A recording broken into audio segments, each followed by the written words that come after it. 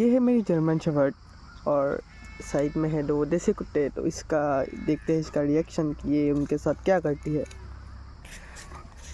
जा जा। तो ये भागने लगी, साथ में देसी कुत्ता आ गया। तो ये भी भागने लगी, ये भी भागने लगा। तो इसका रिएक्शन कुछ ऐसा है, ये कुछ नहीं कर रही मैरी। तो ऐसा रिएक्शन है इसका। मैरी तो कुछ नहीं कर रही गाइस, देख सकते हो आप, कुछ नहीं कर रही है। ये बहुत शांत टाइप की है। और आगे भी ऐसे जर्मन शेफर्ड के रिलेटेड वीडियोस चाहिए तो चैनल के साथ जुड़ जाइए। बाय बोल रहे मैरी।